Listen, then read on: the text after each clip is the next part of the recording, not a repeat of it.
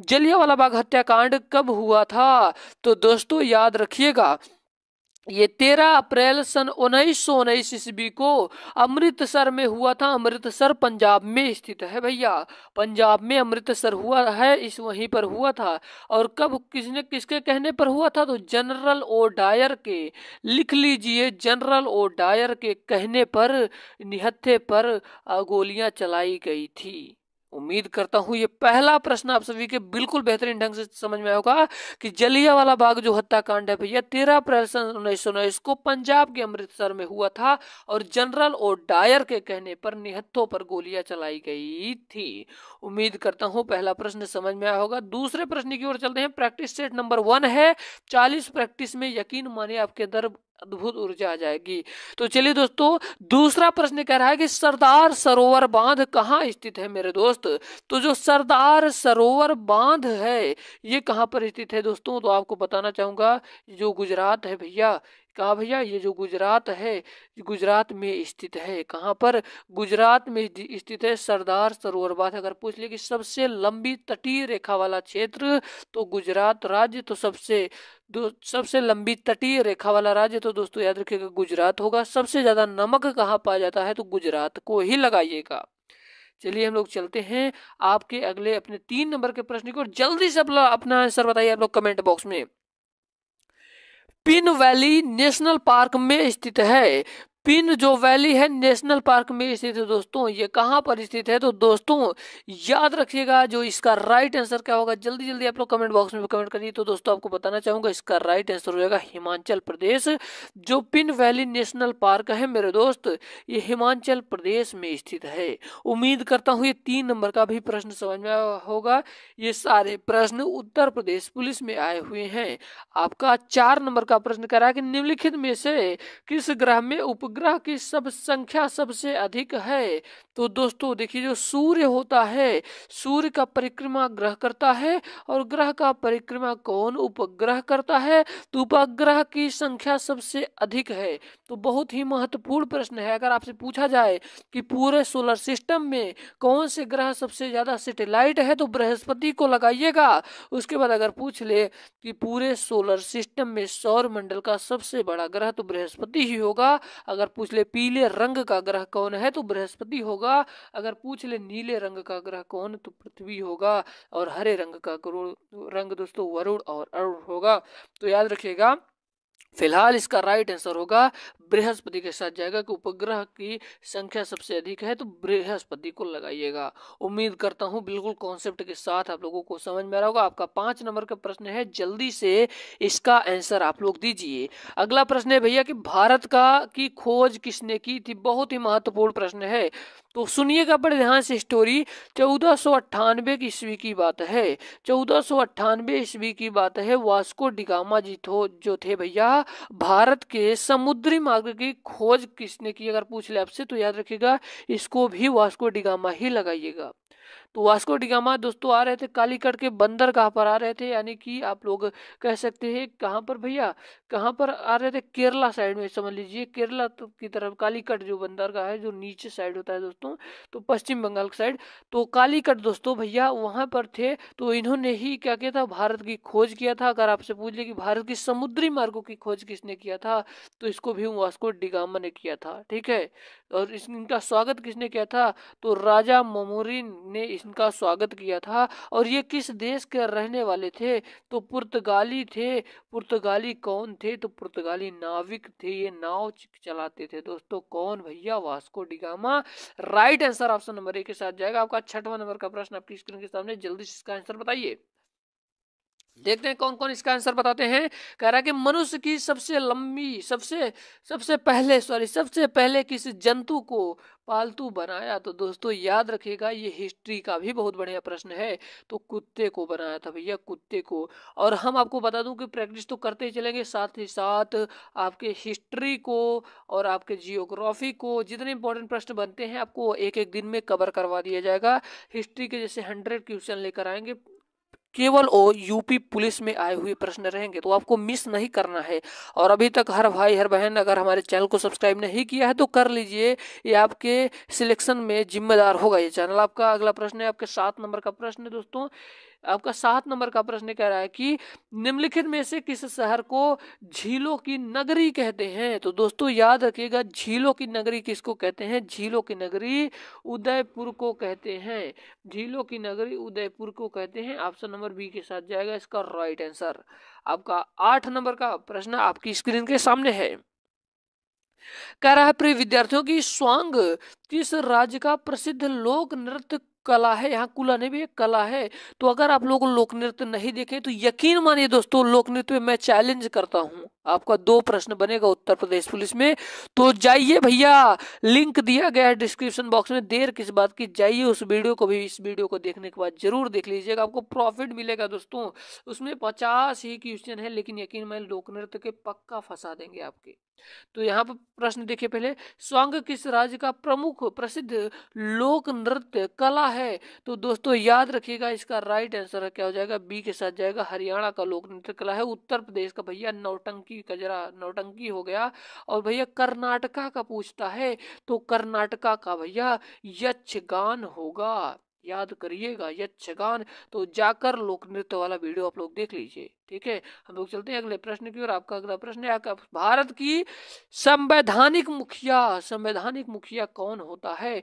तो संवैधानिक मुखिया दोस्तों याद रखिएगा राष्ट्रपति होता है। तो तीनों सेनाओं का सर्वोच्च पद होता है दोस्तों, मेन होता है राष्ट्रपति। और राष्ट्रपति बहुत ही महत्वपूर्ण टॉपिक संविधान का, जो कि आपके पेपर में प्रश्न बन भी सकता है। तो राष्ट्रपति अनुच्छेद 52 से लेकर कितने तक भैया? अनुच्छेद 61 से 62 तक है दोस्तों। तो इसमें दोस्तों आपको ट्रिक बता दे रहा हूँ, पकानी कोका दियो दसम, पकानी कोका दुयो दसम, दुयो दसम। दोस्तों देखिए, राष्ट्रपति का पद अनुच्छेद 52 में, 53 में कार्यपालिका निश निर्वाचन 54 में, और कोटा 55 में, और कार्यकाल दोस्तों 56 में, 52, 53, 54, 55, 56, दोबारा निर्वाचन 57 में, योग्यताएं 58 में, दशाएं 59 में, शपथ 60 में, और महाभियोग अनुच्छेद 61 में दोस्तों। उम्मीद है ये पॉइंट वाइज आपको समझ में आ रहा होगा। तो हम आपके लिए बहुत ही सिस्टमैटिक तरीके से दोस्तों 100 प्रश्न क्या किए हैं भैया? 100 प्रश्न संविधान के भी निचोड़ रखे हैं, जो कि उत्तर प्रदेश पुलिस के पेपर को क्रैक करने में आपको माहिर बना देगा। तो इसके लिए दोस्तों हम एक वीडियो स्पेशल लाएंगे, बता दो रहे ना, संविधान पर लाएंगे, हिस्ट्री पर लाएंगे, जियोग्राफी पर लाएंगे। हम ऐसे टॉपिक वाइज करेंगे और साथ ही साथ प्रैक्टिस करेंगे, जिसे 40 दिनों में हम कवर कर लेंगे, अच्छे खासे नंबर को अपने जनरेट कर लेंगे। तो चलिए हम लोग चलते हैं अपने 10 नंबर के प्रश्न की। और आपका 10 नंबर का प्रश्न है, बड़े ध्यान से सुनिएगा। कह रहा है कि भारत में जिप्सम का सर्वाधिक उत्पादन निम्नलिखित में से किस राज्य में होता है? बहुत ही ज्यादा महत्वपूर्ण प्रश्न है, बहुत बार आया है। तो याद रखिएगा दोस्तों, जो जिप्सम है राजस्थान में सर्वाधिक उत्पादन होता है। अगर आपसे पूछ ले चांदी भैया, चांदी का, अभ्रक का, तो इन सभी चीजों का भी राजस्थान में होता है। हम लोग चलते हैं अपने 11 नंबर के प्रश्न की ओर। कह रहा है कि ईस्ट इंडिया कंपनी ने मेरे भाई भारत में अपना पहला कारखाना कहाँ खोला? तो दोस्तों याद रखिएगा सूरत में खोला। एक बार दिल से कमेंट बॉक्स में जरूर लिखिएगा कि जय हिंद, तो हम समझ जाएंगे कि हमारी क्लास बहुत बेहतरीन है। अगर आपको बेहतरीन लगे हो तो कमेंट बॉक्स में जरूर बताइए दोस्तों, क्योंकि आपके एक एक कमेंट हमको मोटिवेशन मिलता है, जिससे आपके कंटेंट में यकीन माने बहुत ही ज्यादा बदलाव हो जाता है। आपका 12 नंबर का प्रश्न आपकी स्क्रीन के सामने है दोस्तों। कह रहा है कि वुली शब्द का प्रयोग किस खेल में किया जाता है? तो वुली शब्द का प्रयोग है दोस्तों, याद रखिएगा, हॉकी में किया जाता है। हम लोग चलते हैं अपने अगले प्रश्न की ओर। 13 नंबर का प्रश्न आपकी स्क्रीन के सामने है। कह रहा है कि मैग्सेस पुरस्कार पाने वाले पहले भारतीय कौन थे? तो दोस्तों बहुत ही महत्वपूर्ण प्रश्न है। तो मैग्सेस पुरस्कार पाने वाले पहले भारतीय मेरे भाई विनोद भावे थे। कौन भैया? विनोबा भावे थे। कौन भैया? विनोबा भावे थे। कौन? मैग्सेस पुरस्कार पाने वाले पहले भारतीय विनोबा भावे थे। उम्मीद है आपको ये वाला प्रश्न बिल्कुल समझ में आया होगा। हम लोग चलते हैं अपने 14 नंबर के प्रश्न की ओर, कह रहा है कि वेदों में सबसे प्राचीन वेद कौन सा है? तो 4 वेद भैया होते हैं, ऋग्वेद, ये सामवेद, यजुर्वेद, अथर्ववेद और मंडल पूछे भैया 128 सूक्तियां होती हैं, 10 मंडल होते हैं, 128 सूक्तियां होती हैं। तो पूछ रहा है वेदों में सबसे प्राचीन वेद, तो ऋग्वेद लगा देना मेरे दोस्त। ऋग्वेद जो कि सबसे पुराना है, सबसे प्राचीन वेद है। आपका 15 नंबर का प्रश्न आपकी स्क्रीन के सामने आता हुआ, कह रहा है कि किस खालसा पंथ की स्थापना की थी? किसने खालसा पंथ की स्थापना की थी? तो दोस्तों याद रखिएगा, गुरु गोविंद सिंह जी ने। किसने भैया? गुरु गोविंद सिंह जी ने खालसा पंथ की स्थापना की थी। राइट आंसर होगा ऑप्शन नंबर ए के साथ। हमारा अगला प्रश्न है, कह रहा है कि कथक किस राज्य का शास्त्रीय नृत्य है? तो कथक बहुत बार आया हुआ प्रश्न है, तो उत्तर प्रदेश पुलिस के लिए रामबाण है। कथक किस राज्य का शास्त्रीय नृत्य है? तो जाइए आप लोग लोक नृत्य का वीडियो एक बार जरूर देखिए, लिंक दिया गया है डिस्क्रिप्शन बॉक्स में, जाकर जरूर देख लीजिए, क्योंकि वो वीडियो आपके लिए रामबाण साबित होगा। कथक किस राज्य का शास्त्रीय नृत्य है? तो दोस्तों याद रखिएगा, ये उत्तर प्रदेश का जो कथक है दोस्तों, कथक जो है उत्तर प्रदेश का शास्त्रीय नृत्य है। ऑप्शन सी के साथ जाएगा। हमारा अगला प्रश्न है आपका 17 नंबर का प्रश्न आपकी स्क्रीन के सामने है। कह रहा है कि निम्नलिखित में से कौन सा तत्व सबसे कठोर होता है? तो सबसे कठोर तत्व हीरा होता है, हीरा होता है। आपका अगला प्रश्न है दोस्तों कि निम्नलिखित में से किस भारतीय राज्य की राजभाषा अंग्रेजी है? तो किस भारतीय राज्य की राजभाषा अंग्रेजी है? तो दोस्तों याद रखिएगा, नागालैंड। जो कि नागालैंड एक पूर्वोत्तर राज्य का हिस्सा है। इसकी राजधानी पूछेगा तो कोहिमा लगा देना, कोहिमा होता है। हमारा अगला प्रश्न आपकी स्क्रीन के सामने है। 19 नंबर का प्रश्न कह रहा है कि बांदीपुर अभ्यारण्य किस राज्य में स्थित है? तो बांदीपुर अभ्यारण्य किस राज्य में स्थित है दोस्तों? तो याद रखिएगा, ये किस राज्य में स्थित है? तो ये कर्नाटका राज्य में स्थित है। तो उम्मीद करता हूँ अभी तक सारे प्रश्न समझ में होंगे। अगला प्रश्न आपकी स्क्रीन के सामने है, कह रहा है कि प्रतिवर्ष विश्व प्रेस स्वतंत्रता दिवस कब मनाया जाता है? तो दोस्तों विश्व प्रेस स्वतंत्रता दिवस कब मनाया जाता है दोस्तों? याद रखिएगा, ये 3 मई के दिन मनाया जाता है। सॉरी दोस्तों, ये 1 मई को मनाया जाता है। सॉरी, ये 3 मई को ही मनाया जाता है। डिसमिस हो गया दोस्तों, थोड़ा सा ध्यान नहीं दिए। प्रेस स्वतंत्रता दिवस 3 मई को मनाया जाता है। और 1 मई को क्या मनाया जाता है? 1 मई को मजदूर दिवस मनाया जाता है। इसको कॉपी में नोट कर लीजिए, मजदूर दिवस मनाया जाता है। चलिए, आपका नेक्स्ट प्रश्न है आपकी स्क्रीन के सामने है। आपका 21 नंबर का प्रश्न जो कि बहुत ही महत्वपूर्ण है, जंगली जानवरों की कानूनी अधिकार देने वाला दुनिया का पहला देश कौन बना? तो दोस्तों याद रखिएगा, इसका राइट आंसर हो जाएगा ऑप्शन नंबर सी वाला, इक्वाडोर बना। इक्वाडोर बना भैया। हमारा अगला प्रश्न है 22 नंबर का प्रश्न है, कह रहा है कि हीराकुंड बांध किस नदी पर स्थित है? तो हीराकुंड बांध जो है दोस्तों, ये किस नदी पर स्थित है? तो याद रखिएगा, ये महानदी पर स्थित है, महानदी पर भैया स्थित। ऑप्शन नंबर सी वाला सही हो जाएगा। आपका 23 नंबर का प्रश्न है कि सौर सेल का निर्माण करने के लिए किस तत्व का उपयोग किया जाता है? तो सौर सेल का निर्माण करने के लिए किस तत्व का उपयोग किया जाता है दोस्तों? याद रखिएगा, सिलिकॉन, सिलिकॉन का उपयोग किया जाता है। ऑप्शन नंबर बी के साथ जाएगा।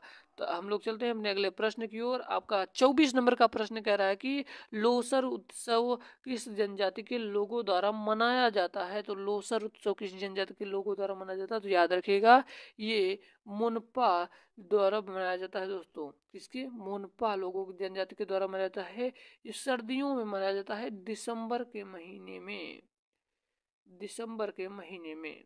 हम लोग चलते हैं अगले प्रश्न की ओर।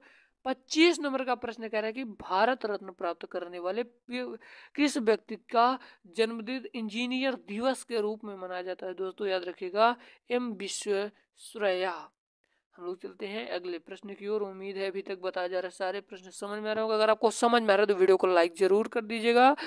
आपका नेक्स्ट प्रश्न है कि वर्षा की बूंद की गोल आकृति का कारण है? तो दोस्तों याद रखिएगा, इसका राइट आंसर हो जाएगा ऑप्शन नंबर बी वाला, पृष्ठ तनाव। हम लोग चलते हैं अपने अगले प्रश्न की ओर। कह रहा है कि प्रकाश की गति किसके बीच में जाते हुए न्यूनतम होती है?